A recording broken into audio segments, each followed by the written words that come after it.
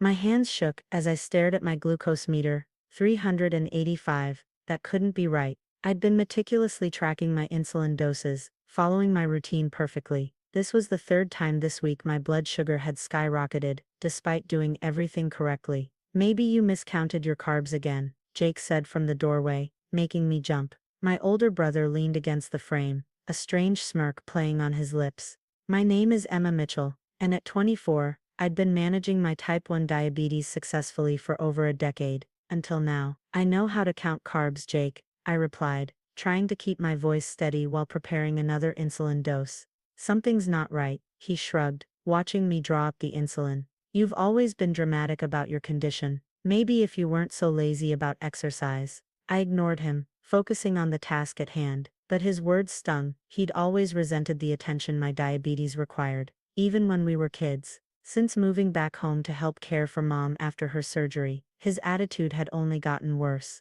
Later that evening, during dinner, I felt the telltale signs of low blood sugar, shaky hands, cold sweat, confusion. But that was impossible. I'd just tested high.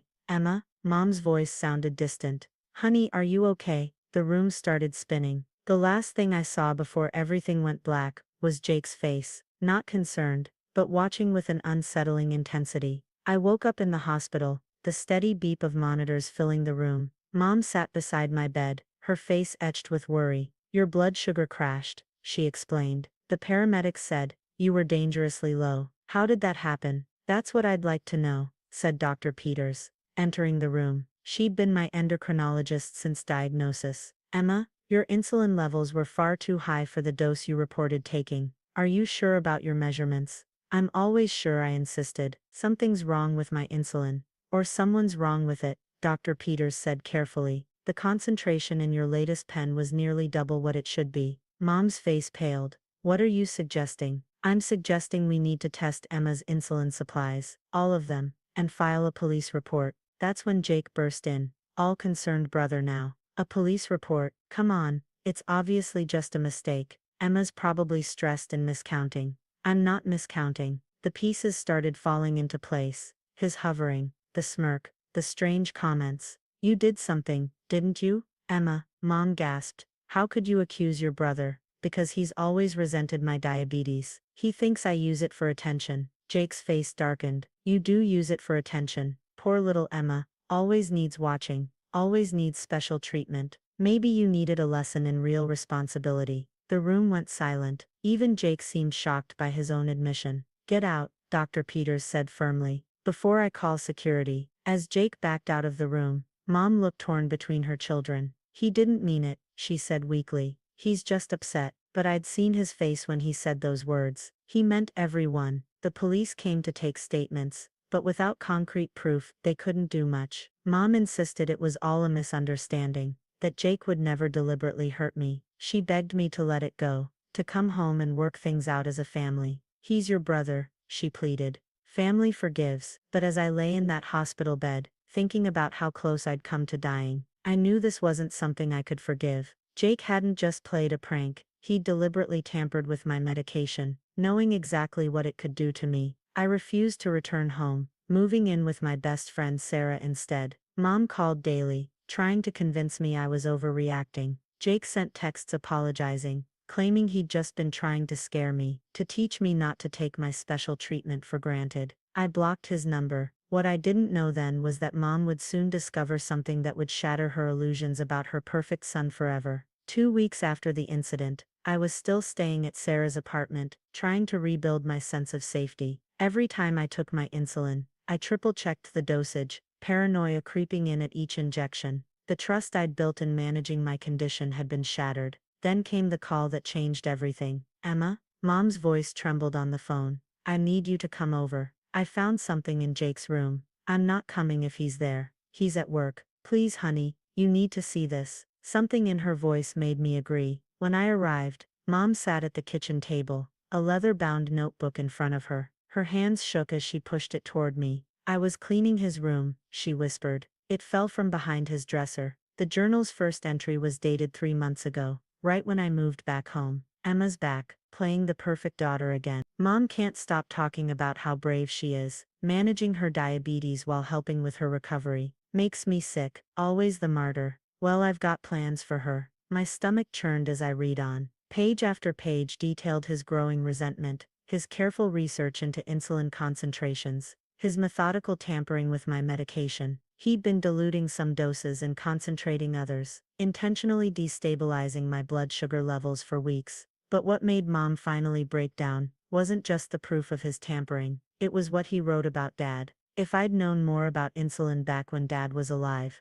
maybe his accident would have worked better. Emma's going to be a good practice run. Dad had died 5 years ago, from what we thought was an accidental insulin overdose. He'd been diagnosed with type 2 diabetes just months before, and we'd assumed he was still learning to manage his medication. Mom's hands covered her face. The police, she choked out. They need to see this. I called Sarah, who worked as a legal assistant. Within hours, she had helped us contact detectives and secure the journal as evidence. Mom gave a statement, her voice stronger now, anger replacing denial. Jake came home to find police cars outside our house. I watched from Sarah's car as they led him out in handcuffs, his face twisted with rage when he spotted me. You'll always be the victim, won't you, Emma? He shouted across the yard, always finding ways to get attention. But his words had no power anymore. The journal had exposed the truth. This wasn't about attention or resentment. My brother was dangerous, possibly even a murderer. The investigation into Dad's death was reopened. Mom moved in with our aunt, unable to stay in the house with so many tainted memories. I focused on healing, not just physically but emotionally, working with a therapist to process the betrayal. One evening, as I sat with Mom reviewing cold case files the police had shared about Dad's death, she turned to me with tears in her eyes. I should have believed you immediately, she said. When you suggested Jake had tampered with your insulin, I should have. I took her hand. You wanted to believe in the good in him. We all did. She squeezed my hand back. I keep thinking about all the signs I missed. With you, with your father. How did I not see what he was? The police investigation revealed more than we could have imagined. Jake's computer showed searches about insulin manipulation dating back years. There were files about other diabetics in our community, suggesting he might have had more targets planned. As the evidence mounted, I received an unexpected message from Jake's ex-girlfriend, Maria. I should have warned you, she wrote. 3 years ago, I found similar journal entries about his fascination with insulin deaths. When I confronted him, he convinced me I was paranoid. I was too scared to tell anyone. I'm so sorry. The guilt in her message reflected what many of us felt. We had all seen pieces of Jake's darkness, but had chosen to look away, to make excuses, to preserve the image of family harmony. Mom threw herself into helping the investigation, determined to make up for her initial denial. She provided years of family medical records, insurance documents, anything that might help build the case against Jake, and possibly bring justice for Dad. But as we dug deeper into the past, we discovered Jake's journal wasn't his only hidden record.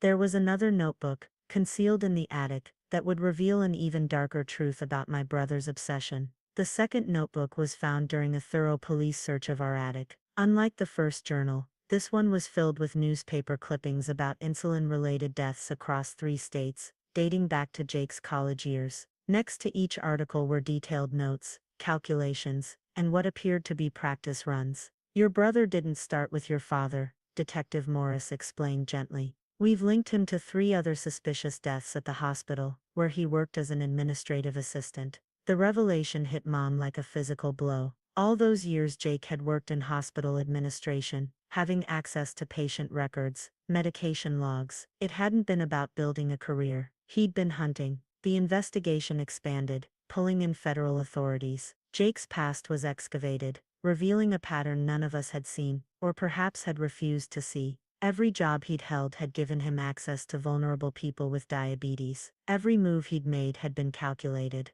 During his initial interrogation, Jake remained silent, that same smirk playing on his lips. But when confronted with both journals, his composure cracked. You don't understand, he told the detectives. People like Emma, they get everything: sympathy, attention, care. Their weakness becomes their strength. I wanted to show how fragile that strength really was. His confession was cold, clinical. He spoke about his victims like they were science experiments, including our father, especially our father.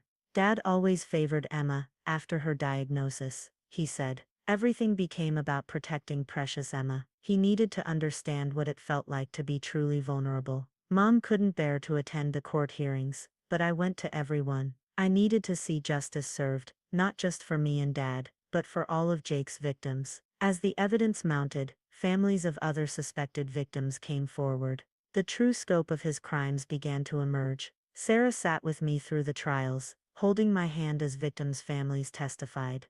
Their stories echoed mine: mysterious blood sugar crashes, inexplicable complications, deaths that had been attributed to poor diabetes management. Jake's ex-girlfriend Maria testified about the warning signs she'd noticed, her voice shaking as she expressed her regret for staying silent. Each testimony added another brick to the wall of evidence against my brother. The day of sentencing, I finally stood up to give my victim impact statement. Jake sat at the defendant's table, still wearing that subtle smirk, but I refused to let him intimidate me anymore. My brother didn't just try to kill me, I told the court. He tried to kill my trust, my independence, my ability to manage my own health. But he failed. I'm not a victim of diabetes, and I'm not a victim of his cruelty. I'm a survivor. The judge sentenced Jake to life imprisonment, without the possibility of parole. As they led him away, he turned to me one last time. "You'll always need someone to take care of you, Emma," he called out.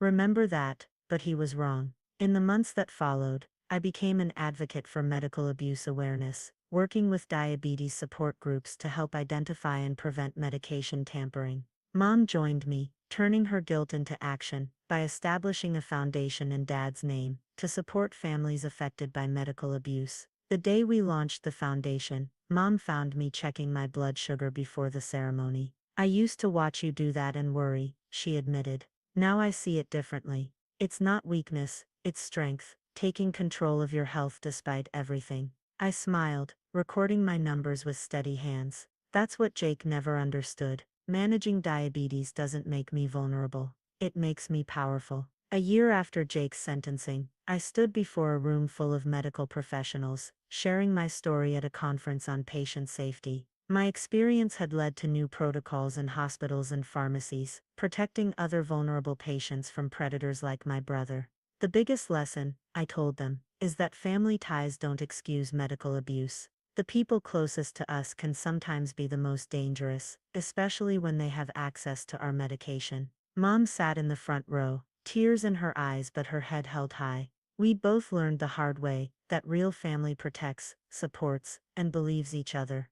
Jake might have shared our blood, but he'd never understood what family truly meant. As I finished my speech, I checked my glucose meter one last time. Perfect numbers. In trying to destroy me, Jake had ultimately made me stronger, more vigilant, and more determined to help others. That was a lesson I knew would haunt him in his prison cell for the rest of his life.